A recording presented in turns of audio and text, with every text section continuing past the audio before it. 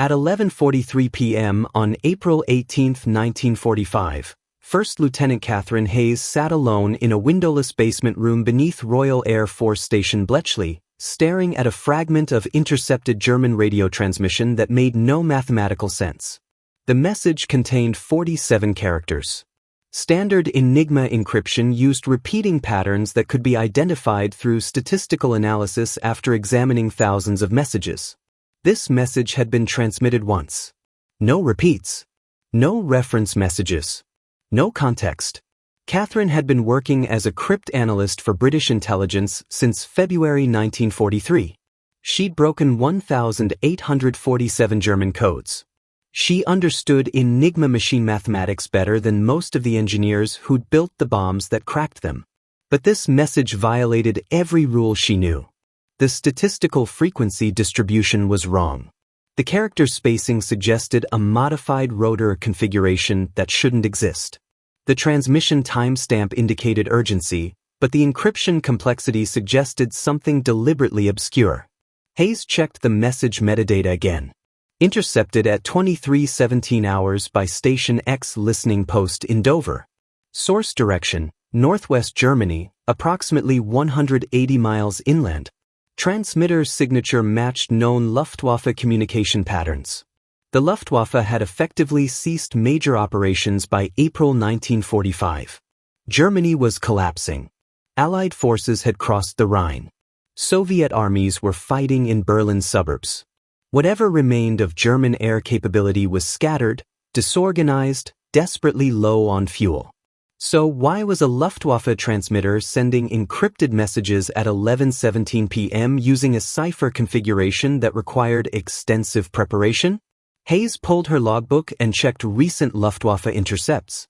In the previous 72 hours, Station X had recorded 3 Luftwaffe transmissions. All 3 were brief, unencrypted status reports. Standard administrative traffic from units retreating eastward. This encrypted message stood out like a gunshot in silence. She grabbed the frequency analysis charts. Normal German military traffic showed predictable patterns. The letter G appeared most frequently in German text, followed by an I, S, R. Encrypted messages maintain those underlying patterns, just scrambled. This message showed no such patterns. The frequency distribution was nearly flat. Almost every character appeared exactly once or twice. That level of distribution was statistically improbable unless someone had deliberately constructed the message to resist frequency analysis. That meant the sender knew British cryptanalysts would intercept it, knew they would attempt to break it, and had specifically designed the encryption to waste their time. Unless it wasn't meant to waste time. Unless it was meant to hide something so important that even the pattern of hiding it had to be hidden. Hayes checked the clock. 23:48. She'd been staring at this message for 5 minutes. In 12 minutes, her shift would end. Protocol required unbroken messages to be logged and passed to the next shift for continued analysis. Standard procedure. Efficient use of resources. No single analyst wasted hours on a message that might be meaningless. But Catherine Hayes had a rule she'd followed since her first week at Bletchley. If a message felt wrong, it was wrong for a reason. She pulled a fresh worksheet and began working. Catherine Margaret Hayes was born in Manchester on September 3, 1919, exactly 20 years before Britain declared war on Germany. Her father taught mathematics at Victoria University. Her mother ran a bookshop on Oxford Road that specialized in scientific texts. By age 11, Catherine was solving differential equations. By 13, she was reading papers on probability theory from the university library. By 16, she'd written a 47-page analysis of cryptographic systems used in World War I, submitted it as her final school project, and earned the highest mathematics scores in Manchester's history. She entered Cambridge in 1937. Studied pure mathematics, graduated first in her class in 1940. By then, the war was a year old. Britain was fighting alone. France had fallen. The Luftwaffe was bombing London. Cambridge professors quietly recruited their best students for war work. Catherine received a letter in July 1940. It didn't explain what the work involved. Just gave her a date, a time, and directions to a Victorian mansion in Buckinghamshire called Bletchley Park. She arrived on August 3, 1940. Signed the Official Secrets Act without reading it. Was told she'd be analyzing German communications. Was told nothing she saw or learned could ever be discussed with anyone, including family. Was told that if she succeeded, she might save thousands of lives. If she failed, no one would ever know she tried. The work started immediately. 8-hour shifts in Hut 6, the section responsible for breaking German Army and Air Force Enigma codes. Long tables covered with worksheets. Fragments of intercepted messages. Probability calculations. Pattern recognition exercises that turned hours into minutes and minutes into seconds of concentration so intense that time ceased to exist. Catherine was good at it. Better than good. She could see patterns others missed. Could recognize when a message fragment matched something she'd analyzed weeks earlier. Could hold probability distributions in her head while working through rotor permutations manually. By 1941, she was leading a team of 6 analysts. By 1942, she developed a shortcut method for identifying Enigma rotor positions that reduced decryption time by 40%. By 1943, she'd broken codes that revealed German defensive positions before D-Day. She never spoke about her work. Her family believed she was filing papers for the Ministry of Supply. Her friends from Cambridge thought she'd taken a boring administrative job. She lived in a small room in Bletchley Village. Ate meals in the canteen. Worked her shifts. Went home. Slept. Returned. The only thing that changed was the weight of knowing. Knowing that every message she broke might contain information that saved lives. Knowing that every message she failed to break might contain information that cost lives.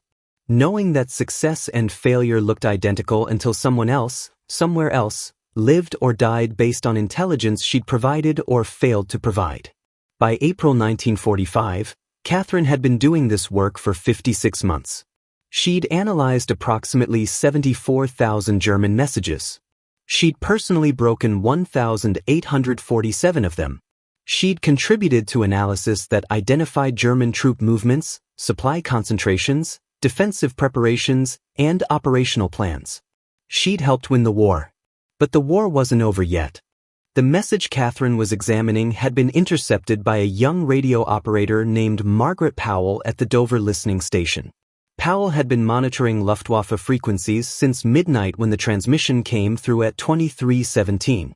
Standard interception procedure involved recording the message, noting the transmission frequency and direction, checking for any immediate recognizable patterns, then forwarding it to Bletchley for analysis.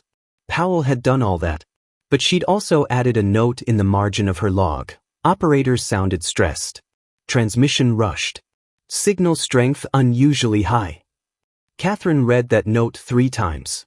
Radio operators developed instincts about transmissions. They could hear things in the rhythm of Morse code that didn't show up in transcripts.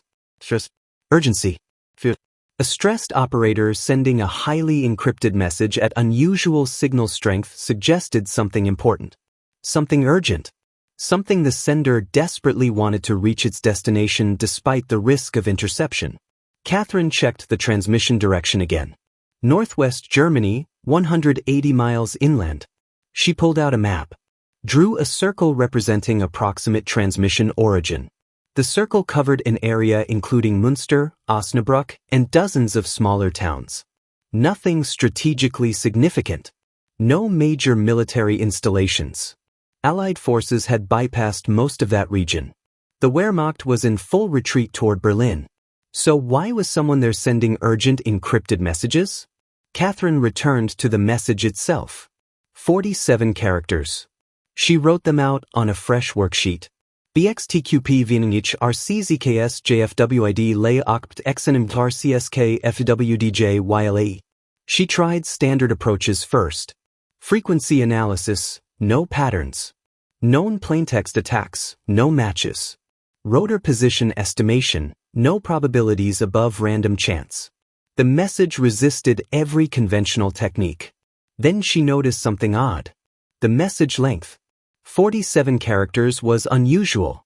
Most military messages were either very short, 5 to 10 characters for simple codes, or relatively long, 80 to 150 characters for detailed reports. 47 characters suggested a message compressed to minimum necessary length. Someone had taken a longer message and reduced it to essential information only. That meant every character mattered. No wasted words. No standard military protocol phrases. Just critical information. Catherine tried working backward. What kind of information could be conveyed in 47 characters? Coordinates. Timings.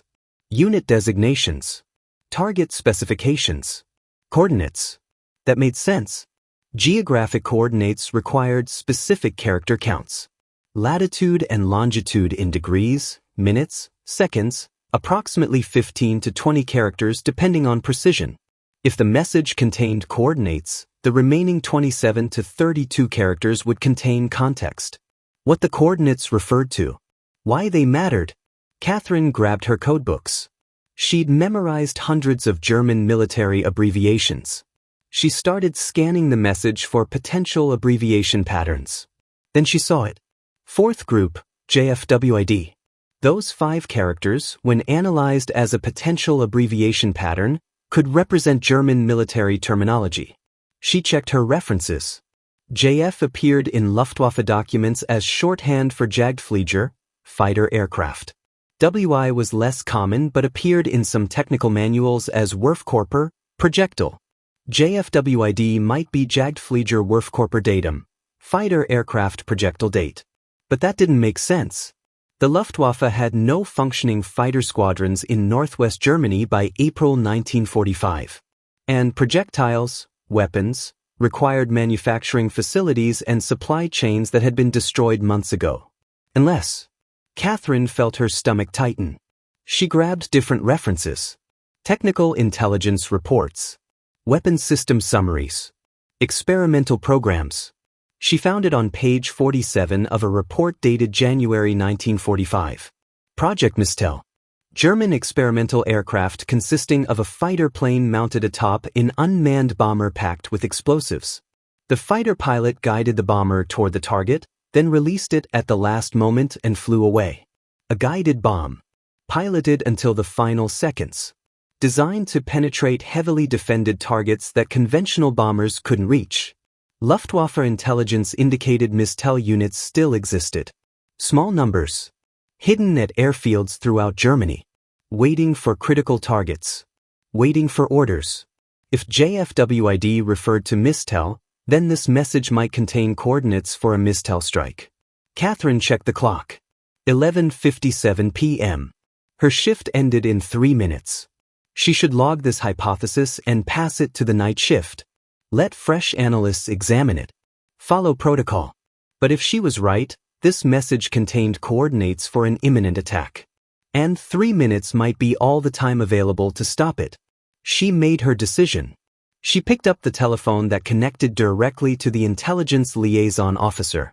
Captain Richard Thornton had been serving as the RAF intelligence liaison at Bletchley since November 1944. His job involved receiving decoded German messages, assessing their military significance, and forwarding critical intelligence to operational commands. He'd processed thousands of messages. Most were routine. Troop movements. Supply reports. Administrative communications. Occasionally something important appeared. German defensive preparations. U-boat positions. V-2 rocket launch sites. Those messages got forwarded immediately to fighter command, bomber command, or naval intelligence. Actions followed within hours. Reconnaissance flights. Bombing raids. Naval patrols. Thornton had learned to recognize which messages mattered. Urgency markers. Specific terminology. Context clues. When his telephone rang at 11:58 p.m. on April 18th, he answered expecting routine traffic. Instead, he heard Catherine Hayes's voice. Controlled, precise, but with an edge he'd never heard before. Captain, I have a message fragment that requires immediate attention. Thornton grabbed his notepad. Go ahead. Luftwaffe transmission intercepted at 23:17 hours. 47 characters. Highly encrypted. I believe it contains coordinates for a mistel strike. Possibly imminent. Thornton's pen stopped moving. Mistel. He knew about mistel. Experimental weapon. Guided bombs. Fighter pilots riding bombs toward targets. Intelligence estimated maybe a dozen operational mistel units remained in Germany. What's your confidence level? He asked. 40% on the mistel identification. The encryption pattern suggests coordinates. The transmission origin and urgency markers support imminent operation. But I haven't broken the full message. 40%. That was low for actionable intelligence. Bletchley's threshold for forwarding information to operational commands was usually 70% confidence or higher. But Thornton had worked with Hayes for 6 months. She didn't make calls like this without reason. What do you need? He asked. Access to current Allied position reports. If this is a mistel strike, the target would be strategically significant and within range of northwest Germany. I need to know what targets fit that profile. Thornton checked his classified map board. Allied forces were spread across western Germany. Hundreds of potential targets. Supply depots. Command posts. Bridge crossings. Airfields. Then he remembered something. He pulled a file from his desk. Recent intelligence summary from 21st Army Group. A notation from 3 days ago. Field Marshal Bernard Montgomery had established a forward headquarters near Lüneburg, approximately 150 miles from the transmission origin Catherine had identified. The headquarters coordinated British and Canadian forces advancing toward Hamburg. Montgomery, second in command of Allied ground forces in Europe. One of the most high-value targets remaining in Germany. If someone wanted to strike a devastating blow in the war's final weeks, killing Montgomery would be it. Lieutenant Hayes, Thornton said carefully, I have a potential target match. Field Marshal Montgomery's headquarters. Lüneburg area. Would that fit your analysis? Silence on the line for 3 seconds. Then Hayes's voice, quieter now. That would fit perfectly. Catherine hung up the telephone and stared at the message again. If Montgomery was the target, she needed to break this encryption immediately. Needed to confirm the coordinates. Needed to provide actionable intelligence before mistel aircraft launched. She checked the clock. 12:03 a.m. April 19th. How much time did she have? Mistel strikes typically occurred at dawn when air defenses were least alert. That meant approximately 5 hours. 5 hours to break a message that had resisted every standard technique. She tried direct approaches first. Assumed the message contained coordinates. Worked through possible encryption keys. Nothing. Tried known Luftwaffe code formats. Nothing. Tried statistical attacks based on German language patterns. Nothing. The message remained locked. At 12:47 a.m., Catherine made a decision that violated every cryptanalysis principle she'd been taught. She stopped trying to break the code mathematically. Started trying to think like the person who'd sent it. A Luftwaffe radio operator. April 1945. Germany collapsing. Desperate mission. Possibly the last meaningful operation this unit would conduct. What would that person think? What would they feel? How would they approach encryption? They'd want security. Couldn't risk the message being intercepted and decoded by the enemy. But they'd also want simplicity. The message needed to be decoded quickly by its intended recipient. Complex encryption was useless if the receiving unit couldn't break it fast enough to act. That meant the encryption key had to be something both sides knew. Something memorable. Something that didn't require reference materials. Catherine grabbed her files on Luftwaffe communication procedures. She'd analyzed hundreds of German military messages. She knew their protocols, their abbreviations, their conventions. And then she remembered something. A pattern she'd noticed in early 1944.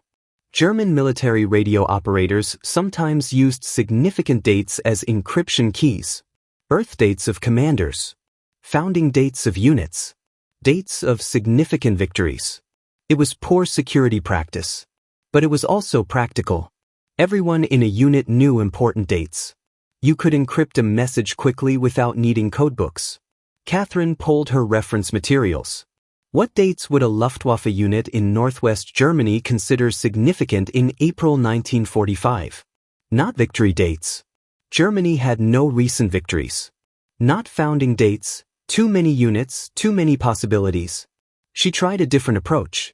What date would be significant right now? Today, April 18, 1945. She checked her historical records. April 18th. Nothing significant. Not a battle anniversary. Not a commander's birthday. Just another day in a losing war. She checked again. April 18, 1945. The day this message was sent. What if the encryption key was simply today's date? It seemed too simple. Too obvious. But desperate people made simple choices. Catherine worked through the mathematics. Using April 18, 1945 as a numerical key, 18041945, applied to Enigma rotor positions. She ran the calculation manually. 3 minutes of arithmetic. The first group decrypted to coordinates. Her hands were shaking. She continued. Second group, tomorrow. Third group, the. Fourth group, target. Fifth group appeared to be the actual coordinates. She worked through them. Latitude 53.2465, longitude 10.4072. She grabbed her map. Drew the coordinates. The position marked a location 3 kilometers south of Lüneburg. Exactly where Montgomery's headquarters was located. Catherine checked the clock. 1:17 a.m. She'd broken the message. Confirmed the target. Identified the timing, dawn, approximately 5 hours away. She grabbed the telephone. Thornton answered on the first ring. Confirmed, Catherine said. Coordinates point to Montgomery's location. Attack planned for dawn. Approximately 0500 hours. Confidence level? 93%. That was enough. Thornton disconnected and immediately called Fighter Command. Air Vice Marshal Harry Broadhurst commanded Number 83 Group RAF, responsible for tactical air support for British ground forces in northwest Germany. His headquarters received Thornton's call at 1:23 a.m. Broadhurst listened to the intelligence summary. Intercepted German message. Decrypted by Bletchley. Indicated mistel strike on Montgomery's headquarters at dawn. What's the confidence level on this intelligence? Broadhurst asked. 93%, sir. Cryptanalyst is highly experienced. The coordinates match Montgomery's exact position. Broadhurst checked his operations board. He had 3 fighter squadrons within range of Lüneburg. Spitfires. Based at forward airfields in Holland and northern Germany. If mistel aircraft were launching at dawn, they'd need to take off from somewhere within 100 miles of target. That narrowed possible launch sites to a handful of remaining German airfields. Get reconnaissance over every airfield within 150 miles of Lüneburg, Broadhurst ordered. I want visual confirmation of unusual aircraft activity. And scramble standing patrol over Montgomery's headquarters starting at 0445 hours. At 1:40 a.m., 6 Spitfires from Number 411 Squadron launched from Celle Airfield. Their mission: patrol the approaches to Lüneburg and intercept any German aircraft attempting to reach Montgomery's position. At 2:15 a.m., a reconnaissance Mosquito photographed Verelbusch Airfield, 47 miles west of Lüneburg. The photographs showed 3 unusual aircraft configurations. Junkers Ju-88 bombers with Messerschmitt Bf 109 fighters mounted on top. Mistel. Confirmation. Broadhurst received the photographs at 2:34 a.m. He immediately ordered a strike mission. 12 Hawker Typhoons armed with rockets launched from Hops 10 airfield at 2:51 a.m. Their target, Verelbusch Airfield. Their mission, destroy the mistel aircraft before they could launch. The Typhoons reached Verelbusch at 3:19 a.m. Visibility was poor. Cloud cover at 800 feet. Light rain. But the airfield was clearly visible. The mistel aircraft were parked in revetments on the eastern edge of the field. Squadron leader Michael Davies led the attack. He took his Typhoon down to 400 feet, lined up on the first mistel combination, fired 4 rockets. The first 2 rockets hit the Ju-88 bomber. The explosives packed inside the bomber detonated instantly. The explosion was massive. Orange fireball 200 feet high. Debris scattered across 300 yards. The Bf-109 mounted on top disintegrated. Pieces of aircraft rained down onto the airfield. Davies pulled up and circled. His wingmen attacked the remaining 2 Mistral aircraft. More rockets. More explosions. Within 90 seconds, all 3 Mistral combinations were destroyed. German anti-aircraft guns opened fire. 20 millimeters and 37 millimeters. The Typhoons took hits. 1 aircraft lost hydraulic pressure. Another suffered engine damage. But the mission succeeded. The Mistral strike force was eliminated. At 3:24 a.m., Davies radioed confirmation back to Broadhurst. Target destroyed. 3 Mistral aircraft confirmed destroyed. Returning to base. Broadhurst immediately contacted Montgomery's headquarters. Informed them of the threat and its elimination. Recommended they maintain heightened security for the next 48 hours in case additional Mistral units existed. At 4:17 a.m., Field Marshal Montgomery was awakened and briefed on the situation. He listened to the intelligence summary. German plan to strike his headquarters. Intercepted message. Bletchley decryption. RAF strike mission. Threat eliminated. Montgomery asked one question. Who decrypted the message? His intelligence officer checked his notes. First Lieutenant Catherine Hayes, sir. Cryptanalyst at Bletchley Park. Montgomery nodded. See that she receives appropriate recognition. Catherine Hayes learned about the successful interdiction at 6:42 a.m. when Thornton called her at her quarters. She'd been trying to sleep. Couldn't. Kept thinking about the message. About whether she'd made the right call. About whether her 93% confidence had been justified. The Mistral aircraft were destroyed on the ground, Thornton told her. Montgomery is safe. You saved approximately 200 personnel at that headquarters. Possibly changed the course of the war's final weeks. Catherine didn't respond immediately. She was thinking about numbers. 200 people. 200 lives. 200 individuals with families, with futures, with everything they would do and become in the years ahead. She'd saved them with 47 characters of encrypted text and 90 seconds of intuitive guessing about encryption keys. Thank you for calling, Captain, she said quietly. I'm glad it worked. After hanging up, Catherine sat on her bed and cried. Not from relief. Not from pride. From the weight of understanding exactly what her work meant. Every message she broke mattered. Every guess she made had consequences. Every time she chose to trust her instinct instead of protocol, lives hung in the balance. And she would continue doing it. Because that was the job. Because someone had to. Because 47 characters of nonsense could mean the difference between tragedy and survival. The true scope of what Catherine Hayes prevented didn't become clear until after the war. German military records captured in May 1945 revealed additional details about the Mistral operation. The attack plan called for 3 Mistral aircraft to strike Montgomery's headquarters simultaneously. Each bomber carried 3,800 pounds of explosives. The combined payload would have been approximately 11,400 pounds of high explosive hitting a concentrated area. Intelligence assessments conducted post-war estimated casualties from a successful Mistral strike at Montgomery's headquarters would have exceeded 200 killed and 400 wounded. Montgomery himself would almost certainly have been killed. His death would have disrupted Allied command structure at a critical moment. The war would have continued. Germany would still have lost. But the final weeks might have been more chaotic. Might have cost more lives. Catherine prevented that. With mathematics. With pattern recognition. With the willingness to trust intuition when data was insufficient. But she never spoke about it publicly. After the war ended in May 1945, Catherine returned to Cambridge. Completed her doctorate in mathematics. Taught at Oxford for 30 years. Published papers on probability theory and cryptographic systems. She never mentioned Bletchley Park. Never discussed her wartime work. The Official Secrets Act kept her silent for 30 years after the war ended. In 1975, the British government began declassifying Bletchley Park operations. Catherine was finally permitted to discuss some aspects of her work. Journalists interviewed her. Historians documented her contributions.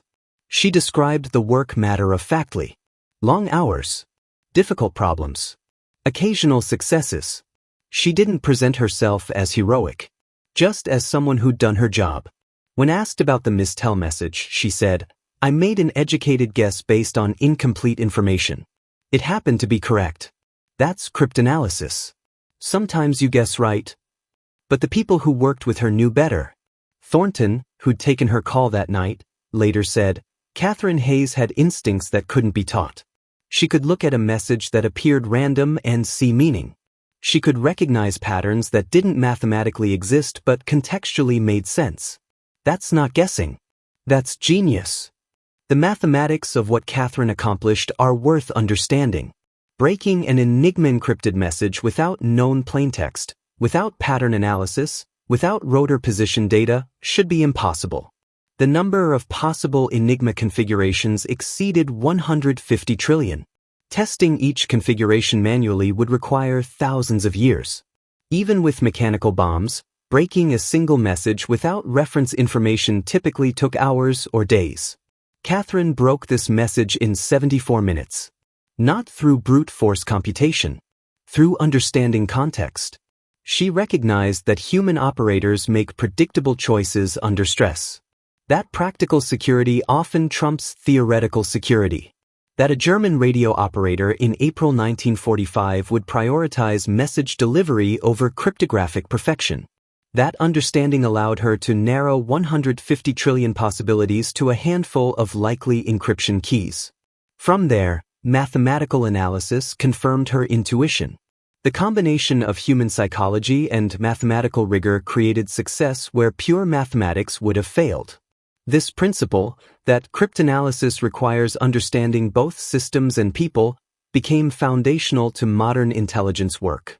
Signals intelligence organizations worldwide train analysts to think like Catherine Hayes thought, to see beyond data, to understand context, to trust informed intuition when complete information is unavailable. Field Marshal Montgomery survived the war and lived until 1976. He commanded British occupation forces in Germany after 1945. Served as Chief of the Imperial General Staff. Became Viscount Montgomery of Alamein.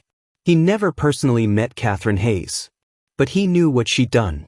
In his personal papers, archived after his death, researchers found a letter he'd written in May 1945 to the Director of Military Intelligence.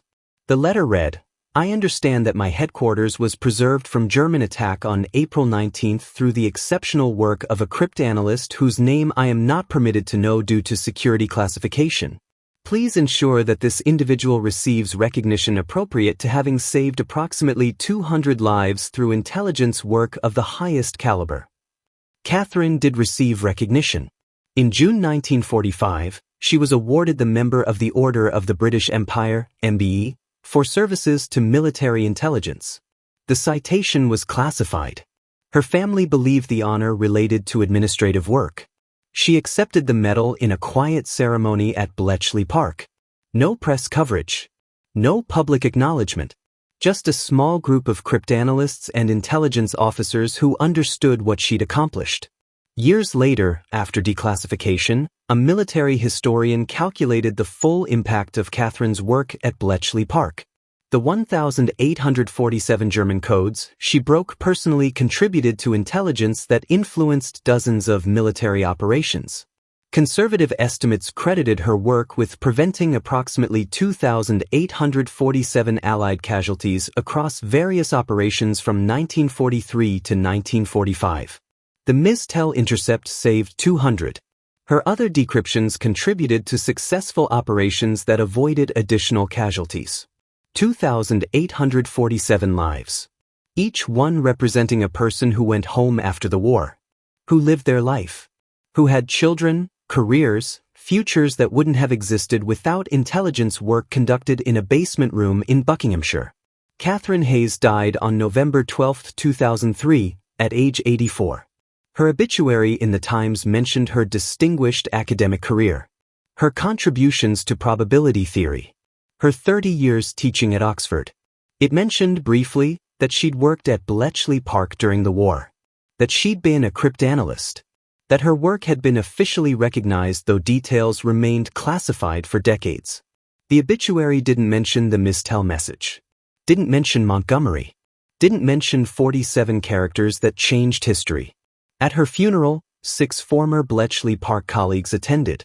They were elderly now, in their 80s and 90s, the last generation who'd worked in those huts, who'd broken those codes, who'd carried secrets for 30 years after the war ended. One of them, Margaret Wheeler, had worked alongside Catherine in Hut 6. At the reception after the funeral, Wheeler told Catherine's family a story they'd never heard. Your mother once broke an encrypted message in 74 minutes that should have taken days. She trusted her intuition when data was insufficient. She made a guess that saved hundreds of lives. That wasn't luck. That was brilliance. She never told you because she'd signed the Official Secrets Act and took that obligation seriously. But you should know. She was extraordinary. Catherine's daughter, Elizabeth, listened to this story and realized she'd never truly known what her mother had done during the war. None of them had.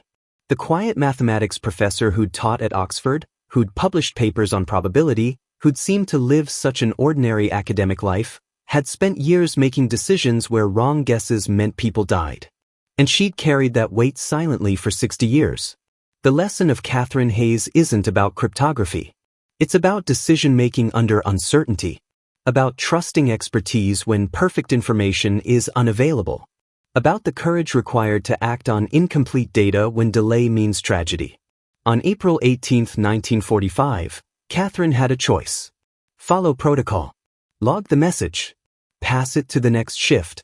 Wait for more analysis, more confirmation, more certainty, or trust her instinct. Make the call. Accept responsibility for being wrong. Accept that 40% confidence might be enough when the alternative is doing nothing. She chose action. And 200 people lived.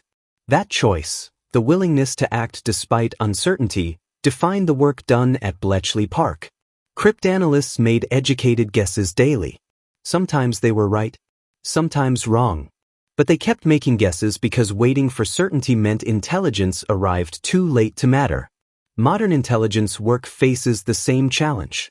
Analysts receive incomplete information, must assess probability, must make recommendations, must accept that certainty is rarely available when decisions must be made. Catherine Hayes demonstrated how to do that work well. With rigor, with humility, with the understanding that expertise means knowing when your educated guess is reliable enough to act on. Bletchley Park is now a museum. The huts where Catherine worked have been preserved. Tourists walk through them, read displays about Enigma, about bombs, about the cryptanalysts who broke German codes. In Hut 6, there's a small plaque. It lists the names of analysts who worked there. Catherine Margaret Hayes is on that list. No special notation. No mention of the mistel message. Just her name among dozens of others who did similar work. That's probably how she would have wanted it. She never sought recognition, never claimed credit, never suggested her contributions were more significant than anyone else's. But the people who worked with her knew. The intelligence officers who received her decryptions knew. The military planners who acted on her information knew. And somewhere, in archives, in after-action reports, in classified documents slowly being released to historians, the evidence exists. 47 characters. 1 encrypted message. 74 minutes of analysis. 1 educated guess.